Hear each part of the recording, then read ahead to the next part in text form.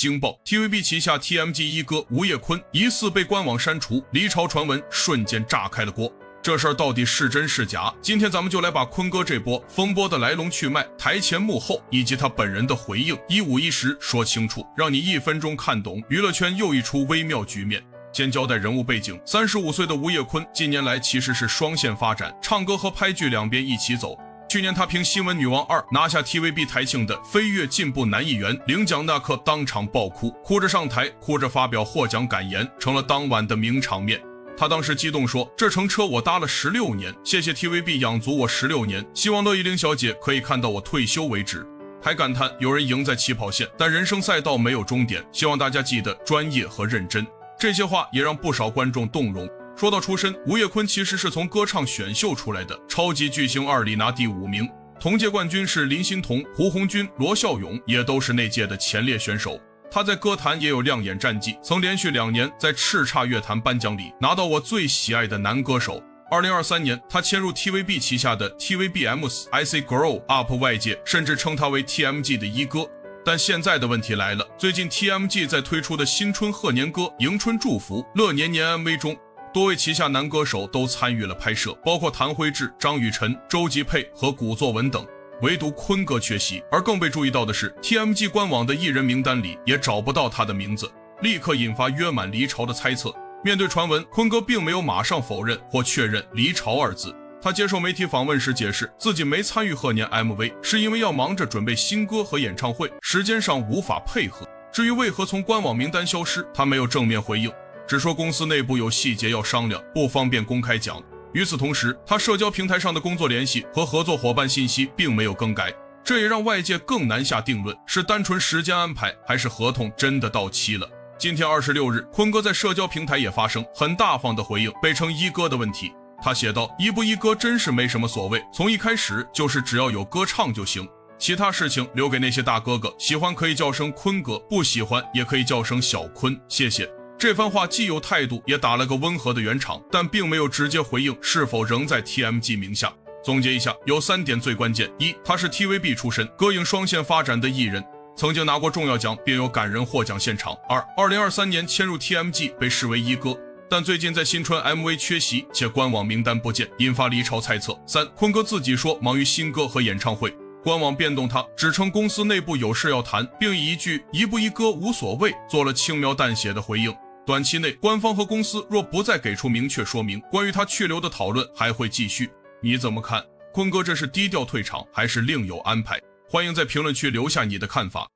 呢日早晨一家大細，我哋歡迎吳業坤坤哥。早晨，早晨啊，早啊，係人夫幾年嘅時間啊，終於都再可以請到吳業坤嚟到一家大細呢個地方，因為事實上好忙碌啊，即係事業嘅忙碌啦，照顧家庭嘅忙碌啦咁樣。咁但係咧，我成日話啊，即係無論係男女都好，有陣時縱使好似生活方面越嚟越多唔同嘅角色啦，唔一定有牽絆，即係有好多嘢需要去處理，需要去做，有好多角色需要擔任嘅同時咧，都唔會忘記自己真正中意嘅嘢或者興趣等等。最近咧就見到喺吳業坤嘅社交媒體有一張 upload 咗嘅相咧，好有趣，有趣到個地步係OK， 我簡單啲形容，我就見到坤哥咧就玩一種運動，咁啊攞到個非常好嘅成績。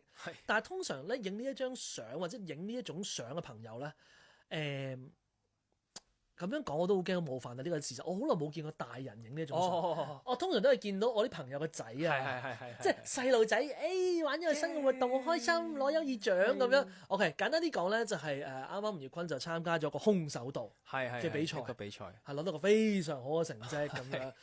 嗱，首先經常都話現實生活或者現代人嘅生活當中返工放工返到屋企已經係9條人命都冇啦，乜都冇，半條命都冇啦。然之後咧你就要立刻處理屋企嘅東西，然之後就帶落床瞓覺睇下劇。基本上你可以話營營役役，你都可以話其實好多人生活都事實上係咁嘅。對於吳業坤嚟講，空手道呢3個字係一個點樣嘅位置啊？即係我覺得佢係我調翻轉當以前中學就係籃球啦，咁而家大個咗就係空手道咯。即係其實我會睇佢一個 sport 咁樣咯，即係大家以為好似，雖然佢真係好多，佢事實上都係一個運動嚟嘅，係佢係一個運動啦，佢係一個武術啦，佢亦都其實包含咗好多一啲禮儀啊，或者真係同師傅啊，即係嗰啲關係上面嘅嘢，都係會俾你知道咗原來係咁嘅，即係有啲做人都可以應用翻落去嘅。咁所以我覺得呢件事係可以作為一世嘅一個練習咯。係啊，所以我揾到個興趣好緊要，即係除咗唱歌之外，除咗打籃球之外，原來都係要有一個嘢去叫做令到你刺激下你嘅人生咯。係啊，即係俾啲火花。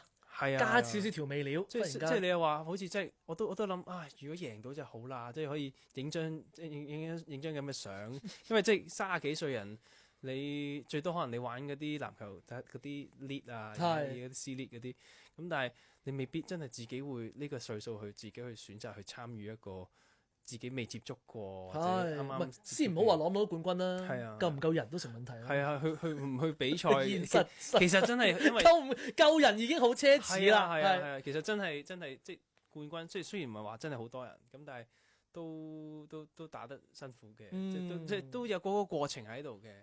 咁但係就係你選唔選擇去報業？哇！30幾歲仲去玩呢啲咁嘅嘢啊！第一次，仲要第一次喎，咁樣即係大家都會有咁嘅 surprise 或者一個疑問。咁但係我又覺得我而家唔做唔通我等到我40-50歲風濕關節炎嗰時先去打，趁而家仲喐到嘅時候，咁不如就做咗先啦，玩咗先啦。咁亦都即係師傅都好好，我師傅叫 Anthony 啊。係 Anthony 你好啊，多謝你，即刻要喺度向師傅表白啊！係因為佢都好有心嘅，即係佢即其實你要遇到一個師傅咯，我覺得即係做人又好，做譬如玩呢樣嘢又好。如果唔係佢，可能即係佢冇咁有心嘅，可能我已經冇玩啦，已經可能已經放棄咗。但係佢又好有心，佢自己又有要求，咁會影響到人咯。即係啊，即係人同人嘅影響。係記唔記得自己同空手道嘅緣分係點樣建立翻嚟㗎？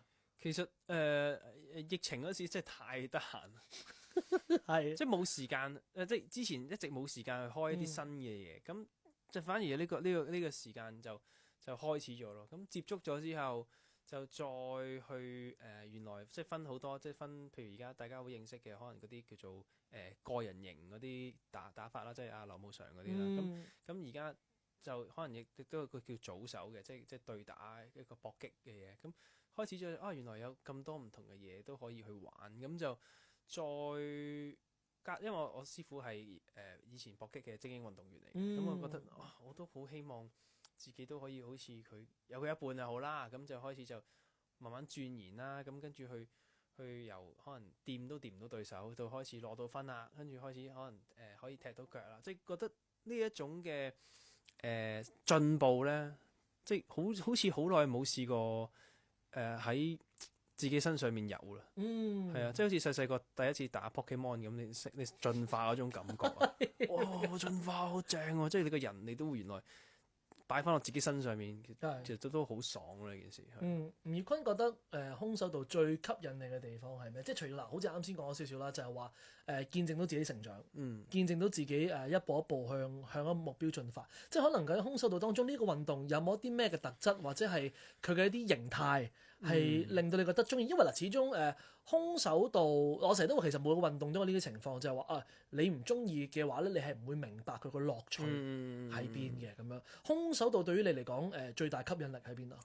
我覺得佢成個嘅傳統咯。咁因為其實就係話你唔係淨止即係譬如打籃球去落街三打三跟隊，即係大家可以好 casual 好超級 casual。咁但係即係空手道其實佢好有文化啦，好有傳統啦。咁亦都好多講禮儀上面嘅嘢啦，仲要可能你入個道場之前，其實你係要鞠個躬嘅，即係就算冇人喺度，你都要鞠個躬。呢啲就係發自內心嘅一啲嘢啦。咁可能開始之前，咁就大家可能會跪喺度，跟住就可能講一個道館嘅一個道場訓啦，嗰啲叫做。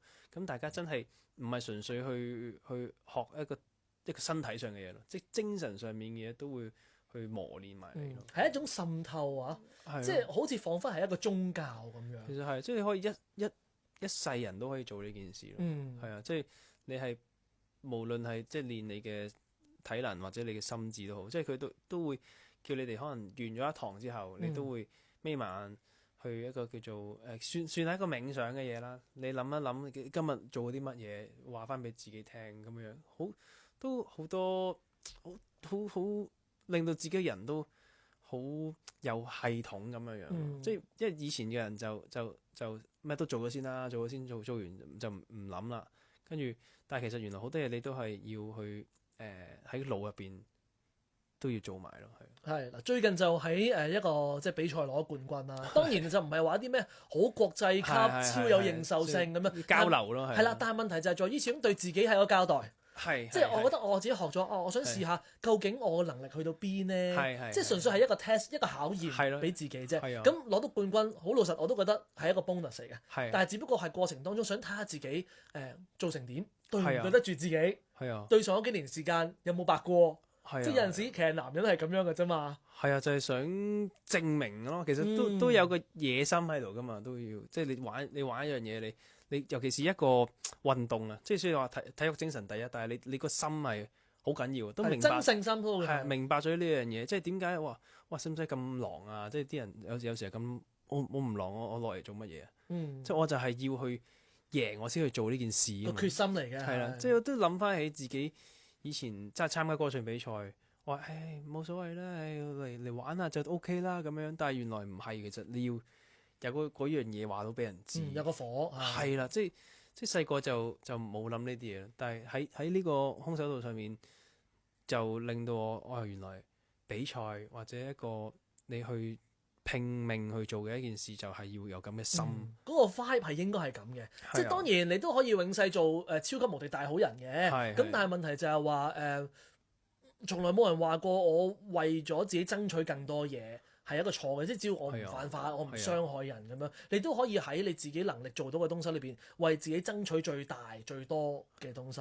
係啊，即係 no mercy 係都要。但係個 no mercy 我覺得係一個尊重嚟。係啊，即係你可能好似啱先阿坤哥講，我以前可能比賽嘅時候乜都冇所謂㗎，你哋話 OK 就得啦，咁我咪跟大家咯咁樣。咁可能呢個態度對一啲人講你即係你當我好渣。你而家睇唔起我咁樣，咁但係反而嗰種 no mercy 就係話，正係因為大家都 respect 大家有一定嘅能力，所以我哋互相出盡全力去碰撞，去尊重彼此，大家一個咁高級或者係一個咁高水平嘅演出咁樣。係啊，即係你睇到啲 MMA 嗰啲人打嘅時候，好似真係即係想攞命搞掂你咁樣，但係完咗佢哋真係會好一個刻。真係話大家識英雄重英雄就係呢種，仲要係哪怕係重傷啊，係啊，哪怕一邊可能係一啲軀幹有受傷嘅，係啊，所以我覺得呢個就係呢個心態，我開始學識咗咯。係有冇曾經呢個運動，坤哥講到自己咁中意啊？呢幾年裏邊對你嚟講帶嚟咁大嘅衝擊啦，有冇曾經有啲時候係覺得想放棄啊，或者係好接近爭啲放棄有冇？睇個款好似冇其實又冇喎，因為首先即係仲未達到個目標啊嘛，目標就係想即係 at least 都要黑帶啊嘛，即係而家仲差一級，咁希望完成完之後，咁但係其實即係佢哋講完啦，黑帶只係你嘅開始咯，即係個空手道嘅開始，其實仲有叫初段啊嘛，黑帶2段、3段、4段、5段，其實你人生就你可能你到死嗰刻你都未必去到最高個黑帶，所以就我覺得。冇嘢需要放棄咯，係啊。咁樣對於吳業坤咁中意呢一種日本嘅，都算唔算一種國民嘅運動啊？都算唔算咧？都多人去係啊，即係大家都中意啦。太太我相信都一定係支持啦。太太都支持嘅，係啊。但係佢唔會同我玩嘅，佢唔會同我玩嘅先，即係佢自己冇學啊，定屋企唔會同我交啦。都玩嘅，大家玩啲即係搞下笑咁嗰啲咯。咁但係就係咯，太太都。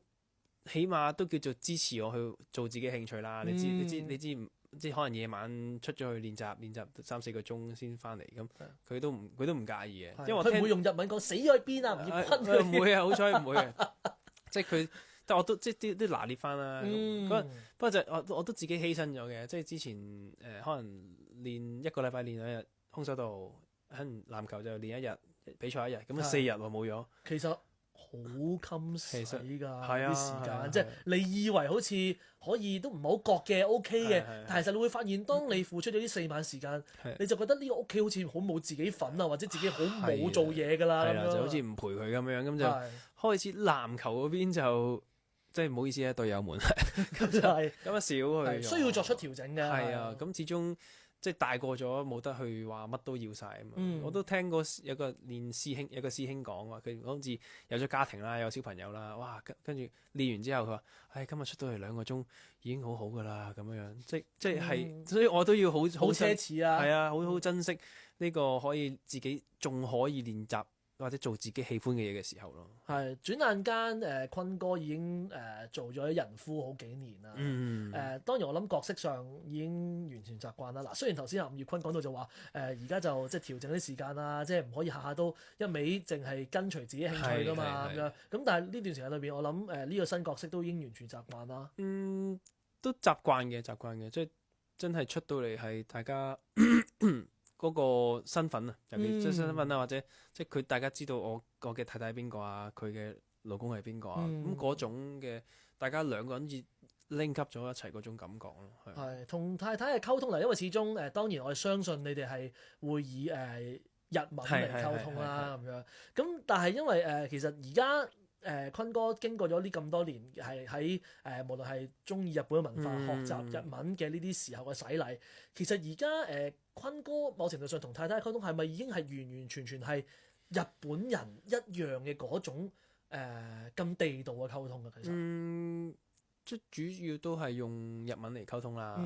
咁地道都會盡量。即係始終我哋，譬如我哋講廣東話會搞下爛 gag 啊，咁我都開始嘗試可唔可以用日文嚟搞爛 gag 咧？咁嗰種食字啲咧，或者即係嗰啲嘢咯。咁就去即係日文都有呢一種都有㗎，即係有呢啲嘅 format， 有呢啲模式嘅，都係食字咯，係英文就好似冇。anyway 係可能我唔識啫。係英文唔好啊，但係即係盡量去玩呢啲咁嘅即係低 B 嘢去盡量。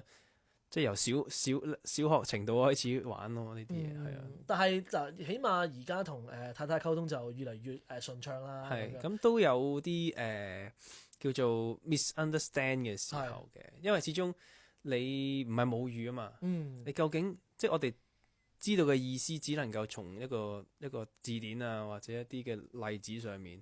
咁究竟真實嘅用嘅時候，即係譬如。哇！你去死啦！即係咁啦，假設啦，好有攻擊力嘅呢句説話。係即係究竟佢真係叫我去死啊，定係玩下咧嗰種咧？你叫我死開咧，兩樣嘢嚟㗎嘛。係啦，喂死啦！即究竟係點樣樣？即係可能有時候有啲字你又唔係成日用，但係睇到或者聽到，究竟佢真係叫我去即係鬧緊我，鬧得好低啊？定還是係純粹其實係一個口頭禪嚟嘅咧？你都。可能其實冇乜攻擊力，可能係一個開玩笑咁樣嘅啫喎。係啊，咁所以你又唔知喎，你又唔好理，即係可能鬧，即係最緊要可能你鬧緊交嘅時候，你冇理由問佢，你呢句其實係咩意思啊？有幾嬲咧？你幾嬲啊？你其實係咪即係你有幾想我？你有幾想我即係離開屋企咧？嗰啲係咯，即係你冇理由噶嘛。我唔好識解呢個字，唔好意思，即係你唔會咁樣。會笑場咯，有冇機會笑場然之後化解危機啊？1-2次可以咯，但係你冇可能即係 keep 住都。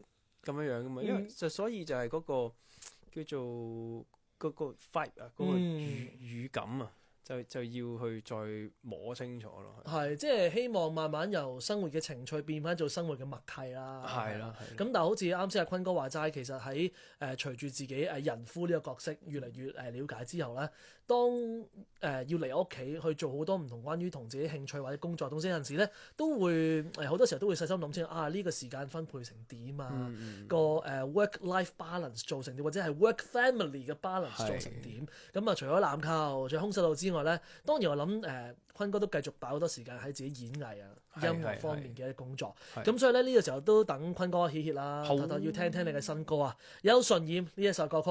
轉頭翻嚟一家大細，繼續吳業坤，坤哥喺度。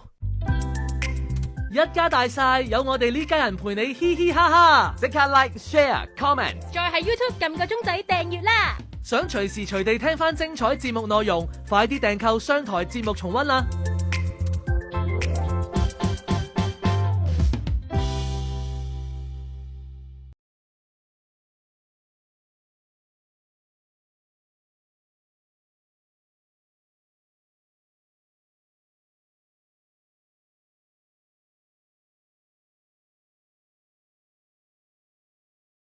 坤哥，你今朝跑全馬，今日再嚟。係啊，希望大家唔好懟我啦，你唔好睇住我。即係你叫我淨係斟啲熱茶、斟啲水俾我。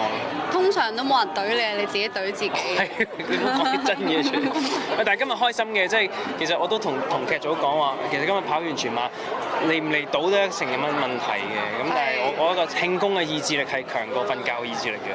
係啊，同埋可以見到大家一齊去慶祝，因為今日即係頭先都講過啦，就係今日完咗頒獎禮之後，其實大家唔使咁忙嘅時候，可以即係有個假期，有一個晚上同大家去見面。其實好好嘅。係啊，希望大家聽日都唔使開工咁啊，盡興咯，可以係啊。咁問你會唔會都好似佢咁會出年參加下馬拉松啊，練下個即係意志力啊？其實意志力我即係覺得自己不嬲都強嘅。需要攞啲嘢證明。但係馬拉松，因為始終我女仔拍晒啦，咁我就少啲喺戶外跑咁耐。即係如果跑短時間都 OK 嘅，長時間就真係少啲，所以喺訓練方面就有啲難。但係我平時都有跑步機咯。咁坤哥，你今朝同太太跑完咧，而家個感受係點啊？冇有第二次啦。因為個自尊心受損啦，聽講佢太太嘅車尾燈佢都見唔到。係啊，冇錯，即係只係見到車頭燈。成績係點啊？成績？我聽咗啲咩？cut，唔係佢又快咗我成40分鐘。冇得 cut 嘅。唔緊要，我講嘢唔係你講。我覺得佢快過你40分鐘啊！佢快咗40分鐘，所以我又冇懷恨在心嘅，但係覺得哇，原來大家即係嗰個潛力啊，其實大家嗰個係。我 focus 唔到你講咩啦，已經。反正係好純情嘅，大家冇 disturb 佢。我哋唔好再諗啲燈啦。係冇，sorry 冇事。但係好開心啊！即係我覺得即係呢個係香港一年一度嘅盛事啦，我覺得係即係尤其是香港一個盛事之都咁，同埋可以用雙腳去遊覽呢個。由呢個尖沙咀去到西九龍，再去到呢個新界，再翻嚟，我覺得好靚香港。呢個係我最想話俾大家聽，即係香港真係好靚。咁今次呢兩位都一齊攞獎啦，咁雖然大家嘅獎項唔同啦，咁即係之後都會即係慶祝啊，即係私底下再慶祝啊。私底下想約嘅，但係未約到。應該都有生之年都可以。有機會嘅。我哋睇下可唔可以，我哋好期待，因為即係大家其實工作性質都而家即係拍劇就話可以一齊好多時間可以就到，但係如果譬如我而家係可能專注喺一個巡迴音樂會啦，咁可能你又有你自己嘅工作啊，所以大家都即係有緣先咯，即係我哋唔強求呢件事。嗰晚完咗之後，我見國祥都有嚟慶功啊嘛。係。有冇同你講啲咩？講啲咩？係啊，對你講啲咩？恭喜啊 ！Congratulations！ 有冇同佢講？講啲咩啊？恭喜咯，好 proud 咁樣咯，都係咁，係啊。冇話一早就知你得嗰啲啊？一早知我得啊？佢覺得都有機會嘅，係咁啊，都好支持嘅，佢一路都好支持，但係佢應該都佢好努力幫我拉票嘅，應該咁講，係啊，佢有好努力幫我拉票，所以有好多即係好多朋友都有收到佢嘅 message 話幫手啦，咁係啊，咁我記得有一個公司同事嘅食飯，佢公司佢係叫晒啲人攞電話出嚟投票，係啊，咁我都覺得哇，好少有咁隆重其事，係啊，咁所以都多謝佢啦。咁啊，問你有冇睇到蕭定一個評論啊？冇啊，做咩啊？冇，佢就話可能公謝攞咁樣咯，佢話。係咯，即係你對於啲外間有啲爭議咧，你會點樣面對咧？面對啊，咁我覺得獎項永遠都係會有呢個問題嘅，咁自己最緊要就係虛心接受自己嗰份榮譽，然之後都係要繼續努力咁樣咯，係啊。同埋咧話之前有啦，當呢個角色會拍外傳咧，你哋會唔會有份喺個外傳度出現？聽講係有份嘅，係啦，街道有同我哋講係有份，但係始終個劇本未真係完全 develop 好，咁係點樣嘅形式出現幾多，我哋都係唔清楚。但係當然我哋喺同一個新聞女王嘅宇宙裏邊，我哋就係有需要我哋呢個角色一定要出現，係啊。剛剛係咪話先提到話假巡迴演唱會？係。係咪嚟緊係會去邊幾站啊？嚟緊下個禮拜就去多倫多同埋美國，係啊。哇！好羨慕啊！唔係我跟住仲會去中山啊等等，我請你做嘉賓好冇？邊一站啊？咪大啲先，唔係我都同佢講，即係拍劇嘅時候講過話，如果我有啲大啲嘅場咁，因為佢唱慣大場啊嘛，咁所以我唔知佢喺邊度聽翻嚟啲消息。咁但係我有同佢邀請過佢嘅，咁我希望我之後我哋平時拍劇嘅時候，有時候大家研究唱歌嘛，只要佢都有出歌嘛，咁所以我覺得係可以俾到一啲觀眾嘅驚喜啦，同埋大家有多啲經驗可以去，即係或者唔係淨止喺劇集入邊可以一齊合作咁樣。咁希望坤哥老師會揾我啦。係，我會等你啊，老師。我會考慮下嘅。係。Hello， 年月日嘅樂迷大家好，我係坤哥吳業坤，我自己都有睇嘅。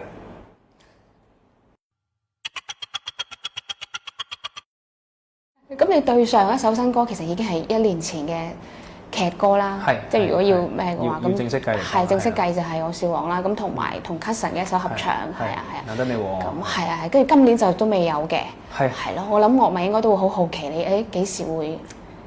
其實咧本身係有出，即係之前6月就翻咗去拍劇啊嘛，翻咗嚟呢度拍劇，咁諗住10月中就翻去出埋，其實有隻歌叫《120歲》嘅。咁如果有留意我嘅樂迷咧，其實係隻歌係19年開始就已經去製作緊。其實個進度我都要報告一下嘅。咁呢隻歌係已經做好晒㗎啦。咁係撐個 MV，咁就係諗住10月翻去拍呢個 MV，但係好彩咁嚟到廣州又有音樂會啦。即樂迷們，究竟你想聽120歲定還是聽我唱 live 咧？咁呢個我就希望即係難得有機會嘛，即係唔係咁容易翻到嚟可以搞到音樂會嘛，咁不如就唱埋先啦，唱埋先可能先再翻去出呢個新歌，咁可能今年就真係零雞蛋啦，今年就真係係。唔緊要，出年都會有繼續。出年其實我而家加入咗 TMG 啦，即係 TV Music Group 啦，咁其實一連串嘅歌已經揀晒啦，即係 demo 同晒 A&R 去傾究竟個方向啊，咁監製都揾晒，咁所以當一翻到香港嘅時候就會做好多歌咯。即係今次真係唔係講大話，即係我記得今年講過話會出好多歌嘅，但係呢個唔係講大話，呢個只係實不符啫。呢個係啊，即係俾啲時間我，差唔多㗎啦，差唔多係。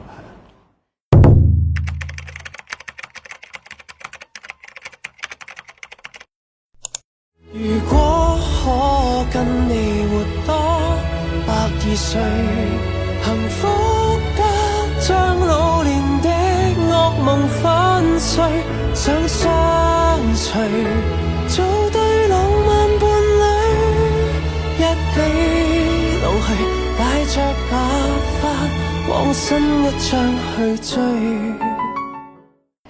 如果依家講到，譬如話講到吳業坤呢3個字啦，好多人嘅印象，即係可能啲冇咁貼得，即係冇跟得樂壇咁貼嘅人咧，可能個印象都仲係會停留喺原來他不夠愛我，係啊呢一啲兵歌啦。但係其實你近幾年都冇點再出呢一啲歌啦，反而係出咗好多嗰啲關於成長啊同埋心態嘅歌。你自己會點樣去形容呢啲變化？其實即係我自己好衰，即係譬如嗰時出咗可能原來他不夠愛我，大家可以定型啦，講唱兵歌啦。咁我又唔係好想食住條水嘅呢樣嘢，咁所以就第2 part 其實係陽光點的歌嘛，嗰陣時即係完全轉咗第二個風格。咁跟住先會再可能百姓啦，咁去到第一次告別啊，咁被單身的人，其實嗰啲都未去，即係冇去翻原來他不夠愛我咁徹底嘅一啲兵歌咯。咁我都想其實嗰陣時就好貪心，好想多好多嘅種類俾大家去聽。等嗰陣時仲可以出大碟啊嘛，咁梗係可以即係希望有啲唔同嘅類型擺喺隻碟入邊啊。咁但係慢慢就即係大家都未必出大碟啦，可能每年即係可能都會叫做一隻歌咁去排。咁所以就開始每隻歌可能就會散咗咯，嗰啲主題，譬如凱旋門啊，譬如傷心到變形啊，或者之後嘅原始心態啊，咁嗰啲都可能比較浮啦，即係嗰個連續線會比較咁，所以即係呢個轉變其實係即係當刻嘅心情咯。其實當刻譬如傷心到變形，點解做傷心到變形係即係覺得嗰時社會氣氛有時唔係咁好啊，即係嗰時可能好多學生讀書唔係咁開心啊，或者大家即係冇一啲去提起勁嘅嘢，咁啊就不如唔好再唱嗰啲慘情歌啦，就做啲輕快嘅歌曲啦。咁凱旋門嗰時可能就自己又迷失啦，咁之後如此心態轉咗公司新啲 idea 嘅時候，又想揾翻一個初心，咁直到而家就開始有轉咗公司嘅時候，就諗翻其實聽歌其實大家都係最簡單嘅一件事，就係想開心嘅啫，同埋想聽嘅啫，即係要講道理嘅歌已經其實寫咗好多。咁不如就我嚟緊出嘅歌，就等大家可能去 K 房唱得開心，或者聽嘅時候同你一齊去有共鳴，其實就已經好好，即係唔需要再好似喂經歷咗好多嘢要講翻俾你聽，其實個世界係咁嘅，再係咁就好攰啦，係啊，大家都好攰啦，我覺得係啊，一齊去打氣好過去説教咯，即係呢一刻我都其實未有資格去説教，點解嗰陣時即係好似點解要去咁偉大咧？點解好似要講好多大道理俾人聽咧？即係呢個就開始就從我嘅腦海之中就其實已經抽離緊。係啊。而家睇緊年月日嘅咁多位樂迷，我多謝啦，即係大家仲留意我啦，同埋有聽我嘅歌啦。咁我都希望即係可以繼續唱歌同埋做歌俾大家聽。即係雖然慢咗少少。或者可能有段時間，可能大家以為我唔再唱歌啦，咁但係希望大家會覺得嚟緊嘅作品係值得去等待。咁透過唔同嘅方式，希望大家都會繼續聽我嘅歌，支持我。多謝晒。梗係快問快答嘅，用3個詞形容自己。高富帥。呢一刻諗到嘅脫口而出嘅一句歌詞。於低潮遇見3句有我字嘅歌詞。求你別要如從前純熟地碰我，原來他不夠愛我，我最多把軀殼。推薦3首近2年嘅新歌。記憶棉啦，思念即地獄啦。同埋一路啊！依家咧係1秒前奏嘅，即係就聽我放1秒，你講係自己嘅咩歌，係全部都係你自己嘅歌嚟嘅，放心係。1秒幾長？8聲。冰冰。第一次告別。和諧咁講再見。影相追女仔，演員，有我點的歌，一路，原始生態，10題好犀利啊，坤哥。應該冇人答唔到自己嘅歌啩？有冇？唔一定啊，有時可能就係聽到我識唱，但係諗唔到個名係咩，係啦。跟住落嚟係倍速。將佢較快咗嘅。小鬼醒時。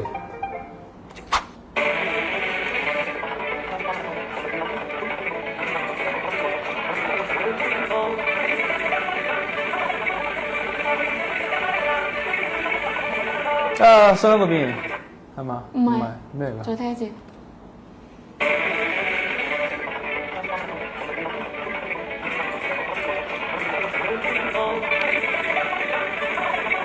跑馬咁樣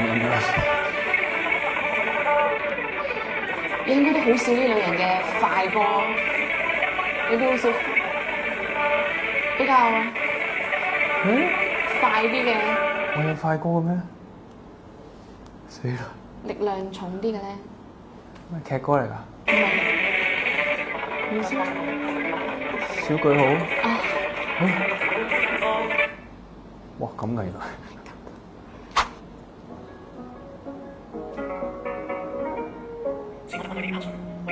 孝順。相當簡單。然後個。好快。跟住呢一 part 係倒放。哦，倒放。即係將首歌調轉咗。OK。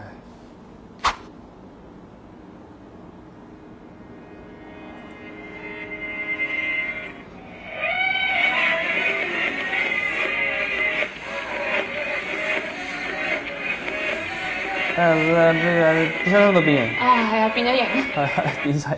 變細形。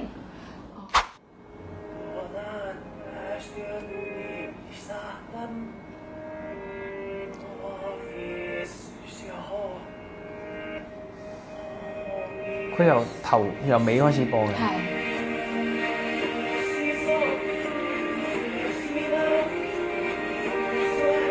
海旋門。係啊。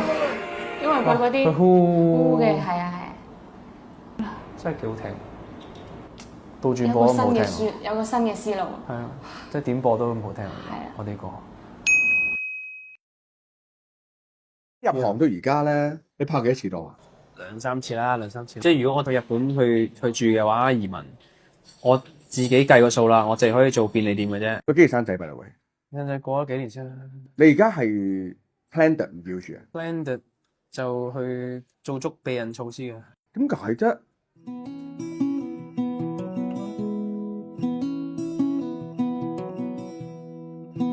今日同我摸住酒杯底傾偈呢位朋友呢，除咗同我一邊飲之外呢，我諗我見到佢醉酒嘅時間係真係好多好多，咁證明我同佢都係飲好多。係邊個呢？吳業坤，你好，坤哥你好。其實唔係飲好多，係我因為不勝酒力。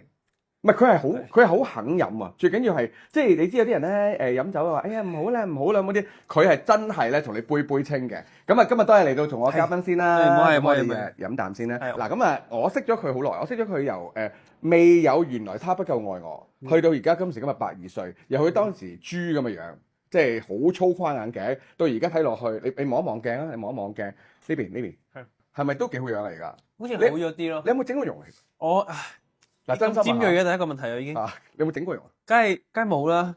嗱，削面就唔係你噶啦，但係即係你有冇做過其他嘢先？你摸下啦。摸咩做？摸下你檢查啦。冚你啊！冇啊。真係冇，完全。我覺得係其實咧我都聽過個前輩講嘅，即係唔好話你唔靚仔先啦。即係嗰個。其實你覺得自己靚唔靚仔？by the way。裝扮咗我都 OK 嘅。1至10分，10分滿分。7分啦。而家值7分。你8分啦。電視台嘅一啲高層，高層都係高層啦，是但。即係嗰時有時候我都會去傾下偈啊，聽佢哋講嘢啊嘛。即係佢講話原來一個人咧，即係當你可能真係，即係可能最容易明就係有運行啦，又或者即係佢經歷咗啲嘢之後咧，你個人係會。個感官上嘅改變，可能你個樣未必改變咗，但係當你隻眼可能擘大少少啊，有神咗啦，有神咗，其實已經係第二個人嚟。咩瘦咗咧？其實一係同埋瘦咗，同埋可能嗰時19年減完肥之後咧，開演唱會嘛，嗰時有 six pack 嗰時，我都有 keep 住啲相嘅。係一個人可能叫重啟咗，咁樣就可能就改成個人就唔同晒咁樣。OK， 飲杯先。講到距離咧，講到話到嘴邊留3分咧，喺呢個節目係唔可以出現嘅。係，其實你入行到而家咧，你拍幾多次拖啊？拍幾多次拖？官方正式統計，你唔好同我官方講，吳業坤講，我而家問你講真心説話，唔計你老婆。我老婆睇到會，你老婆唔識聽中文㗎嘛？暫時佢識㗎，佢睇字幕㗎。咁你嘅歷史你就要接受㗎啦。我要嘅係真實答案。會再追問落去㗎？會問邊個啊咁嗰啲㗎？我唔使你開名啦，係煩啊真係，大方啲啦做人。兩次啦，3次啦，2、3次啦。2定3定2加3？ 2、3次啦，2、3次。快啲啦，我都冇叫你開名啦。3次啦，3次咯。3次。3次。睇下自己腦補啦呢啲就。我都已經結咗婚啦，仲要問我呢啲嘅問題。嗱，老婆公開晒。OK， 點解當時會唔公開或者咁避忌咧？係咪因為當時吳業坤都幾受歡迎喎？嗰個年代啦嚇，即係講緊攞叱咤啊成，定係有其他原因咧？不如講翻點解會咁大改變啦？係啊，即係點解會突然間好似大家都話好似一個震撼彈咁樣？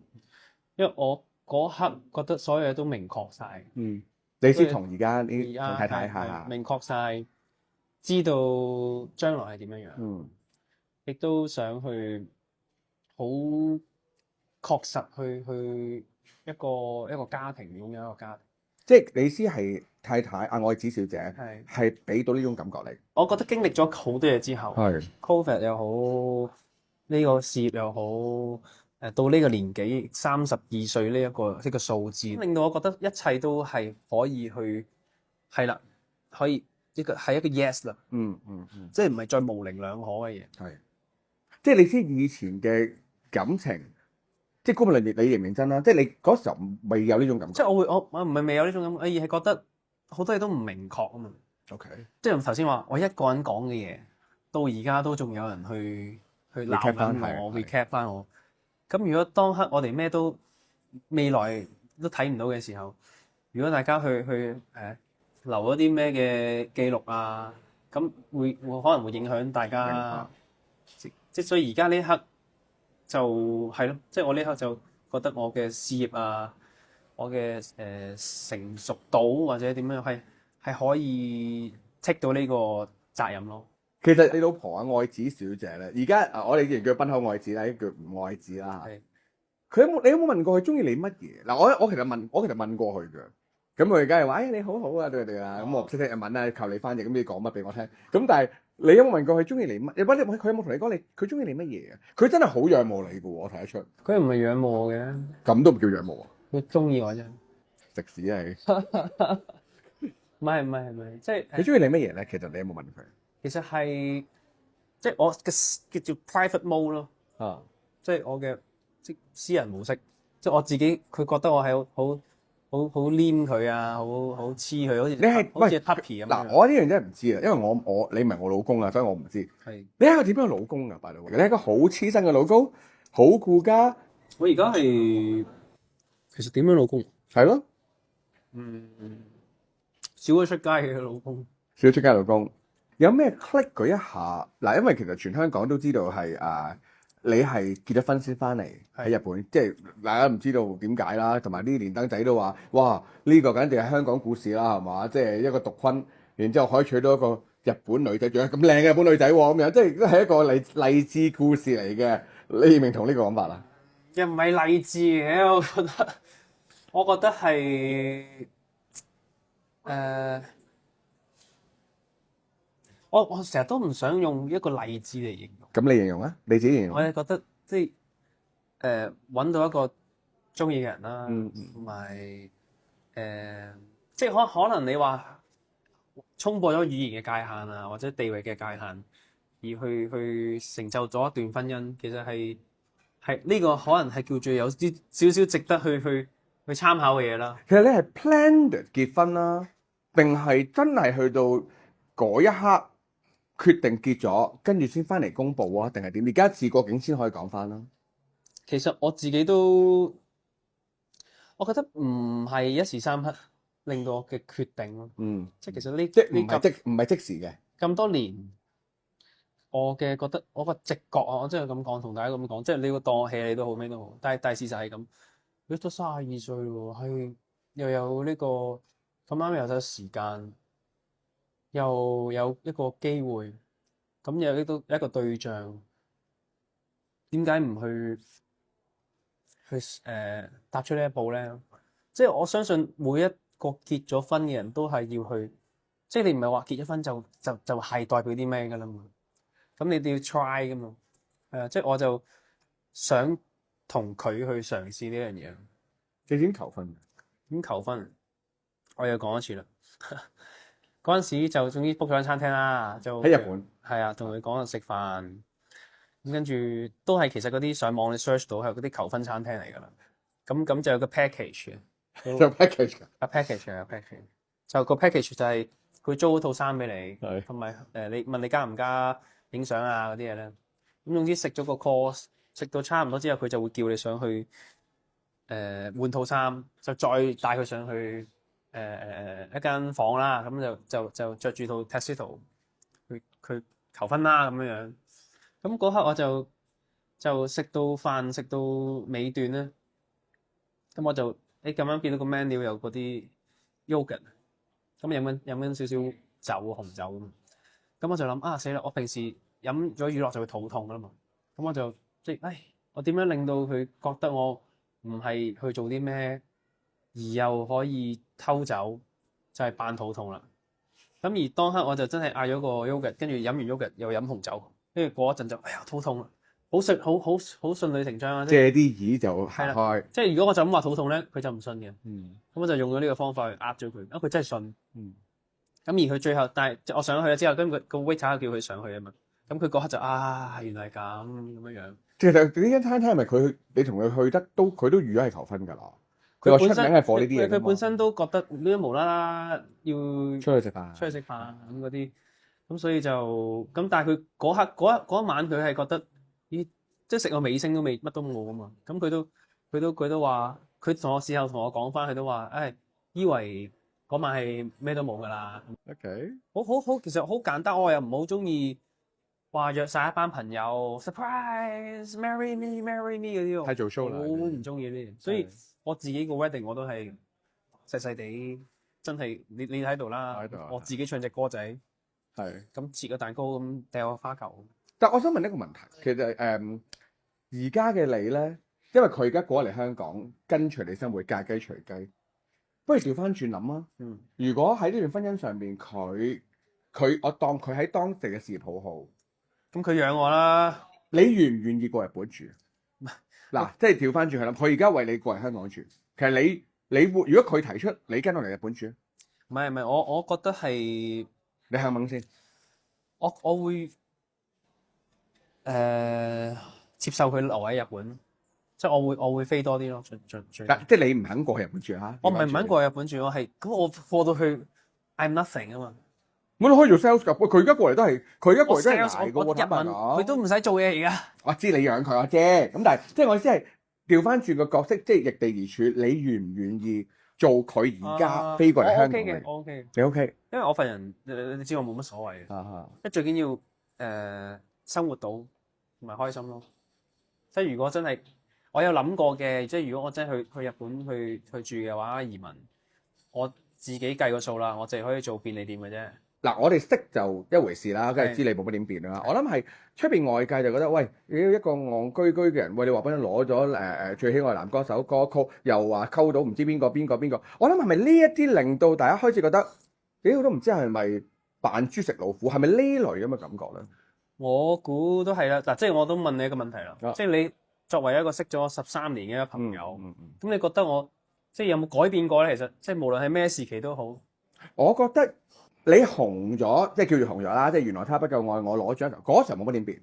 我覺得你而家變咗，而家我覺得你大個咗。即係我覺得自己其實喺任何時段都係咁樣嘅一個我咯，即係本身我係咁樣樣。初心冇變。即係我係好中意即係大家開心啊，講咩都好啊，即係好直率啦叫做你或者咁呢種直率可能擺喺即係攞獎之前，朋友之間就 OK。係朋友之間即係咁，我當大家即係大家成日話中意真性情，咁我又唔想掩飾啲咩，咁我咪將自己擺出嚟咯。我咪上網可能你講埋啲廢話，我諗到咪講咯，跟住喺節目上面諗到咪做咯。咁可能大家形成咗一個呢個小朋友幾好啊咁樣，咁但係可能攞咗獎之後，就大家就開始一定會對嗰個要求啊或者唔係咁㗎，即係開始會質疑啊嘛，會質疑即係可能做戲嗰陣時，大家仲即係覺得你係做戲。係啦，覺得你根本就係假嘅。係啦，咁我相信我係冇嘅。咁但係你冇得，我同你講話冇，但係其他人係你冇可能改變到一個人想法嘅嘛，係一句説話。最後一個問題係今時今日嘅吳業坤33歲，有咩喺你而家諗翻嚟緊50歲嘅你，你可能對鏡頭講得嘅，你覺得50歲嘅你會係點樣？當時嘅生活啦，當時嘅家庭啦，當時嘅一切吳業坤係點樣？即係講緊17年後嘅你。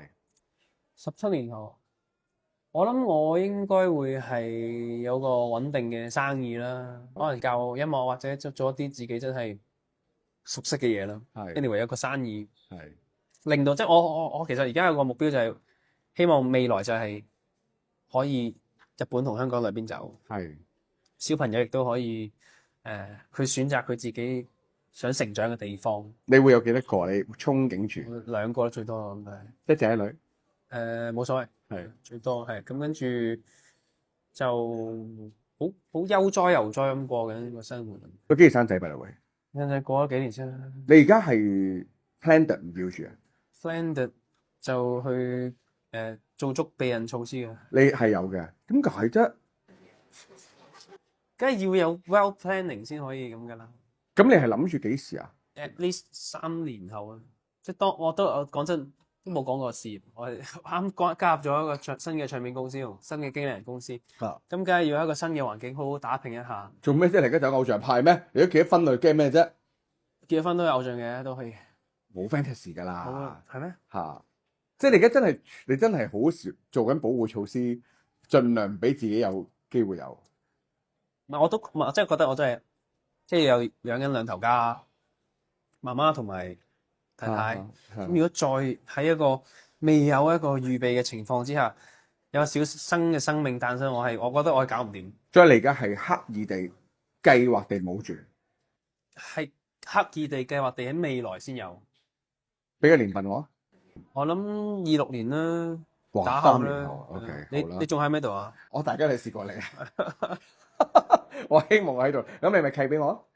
你睇下你有俾咩打咩金器俾佢？佢咪又係嗰啲金碗啊、金筷子嗰啲啦。喂，一切順利by the way，同埋繼續我哋有節制地開心飲酒。好嘛？多謝晒今日，多謝晒坤哥吳業坤 ，thank you。呢日黃敏亦同吳業坤發生新聞女王嘅角色劉艷同 PM， 組成限定1日攝製隊，仲有經驗豐富嘅真主播潘盈慧教路。坤哥唔止素顏上陣，連衣着上都一樣 casual， 混入攝影師堆裏邊可以話毫無違和感。而 Venus 瞬間投入翻劉艷嘅角色，好努力咁揾 artist 訪問啊！可唔可以麻煩你做個訪問？我係記者劉艷。我劉艷係嘛？係啊。嗱，新聞女王2咧就嚟播噶啦，你介唔介意行前少少？我驚我個 camman 捉唔到，捕捉唔到你咁靚仔嘅樣。out咗科新聞女王2咧就嚟播出街噶啦，有冇邊一個角色你特別期望會見到嘅咧？其實我最想睇係你咯，因為你太正義啦，我想睇你點樣去入咗個邪惡嘅大人嘅世界。係啦，即係 go to the dark side， 跟住翻出嚟。我想問下咧，嚟緊新聞女王2就嚟播出街啦，有冇邊個角色令你特別期待，好想睇下佢嘅咧？你嗰個角色咯，梗係。點解咧？你做戲咁好睇，梗係留意你啦。入行初期有冇嘗試過呢個工作崗位嘅咧 Venus？ 我冇試過，我啲臨場都係好差，好緊張，又好怕陌生人，所以我覺得做記者真係唔容易。係，坤哥你應該好有經驗。我做過以前有個叫音樂工房主持嘅，真係要企喺，因為有時有啲頒獎禮咧，真係要企喺度報住啲星出嚟嗰陣時候。咁嗰陣細個你知咩都唔識㗎嘛，咁啊。跟住而家都識少少啦，咁嗰時好緊張嘅，即係我諗你非常之有呢個明白。我即係見到 Twins 死啦，行埋去到會阻住佢嘅，即係有呢個掙扎嘅。咁但係好彩都會，即係除咗我知道啦，有 cameraman 啦，有導演啦，咁係陪住我壯膽，咁唔係即係令到我即係呢啲經驗令到我厚面皮咗咯。厚面皮咗，係。其實做主持或者做記者都真係好需要厚面皮。要㗎，因為你真係唔係呢個唔係一個貶義詞，呢個係非常之你真係完成你嘅工作啊嘛。係啊，嗱，雖然你哋今日就主要都係訪問啲 artist 啊，你哋熟悉嘅人啦。如果假設真係有個機會要你訪問一啲市民嘅話，你覺得你 O 唔 OK 咧？其實都 OK 㗎，因為我反而幾中意一啲真實嘅反應。坤哥咧？我都中意一啲冇劇本嘅嘢嚟嘅。咁同埋我自己，譬如做新歌宣傳咧，都會走出去做街訪，問人隻歌點啊，或者你點樣睇吳業坤啊？即係有一次試過，即係我匿喺後面嘅，跟住有個總之有個主持幫手問啊，問完哇吳業坤偽毒嚟嘅，跟住喺度講粗口啦，跟住咧我行出嚟，跟住佢就喂 sorry 大佬咁。新聞女王2入邊，劉艷同 PM 轉職去咗網台，不過一樣係孖必上陣跑新聞。劉艷 keep 住拼搏精神，所以兩位劇中都遇到唔少驚險場面啊！記得有一幕都係我哋喺個爆破嘅環境，有一個好大嘅風鼓喺度吹住我哋，即係成地嗰啲沙都真係吹晒上我哋個面，即係成個感覺係好有 feel 嘅。真係爆炸，真係雖然未見過爆炸。係啊！見唔到好啲嘅。係呢個就係你難忘嘅，都好難忘。係坤哥，你難忘嘅場口咧？我難忘嘅場口就可能我哋你會喺酒樓入邊啦，係啊，其實都刺激㗎，即係你其實見證住阿寶慧姐係咁啊，就去持刀去挾持啊。呢場戲真係大家一定要留意，唔好意思，即係寶慧姐真係好辛苦拍呢場戲，真係拍得。我哋睇咗佢2日嘅表演。係一定要留意，係，所以大家都要留意住呢一幕啦，係啦，因為知道今次喺劇入邊啦，你哋有個公開平台啊嘛。喂，其實咧喺裏面咧，聽講好似咧女仔就比較多嘅，男丁就比較少嘅。你咪好幸福啦，咁多女仔圍住你。但係靚嘅得一個咯。邊個啊？ Man 姐。喺我眼中，唔係喺 PM 眼中係劉艷嚟嘅。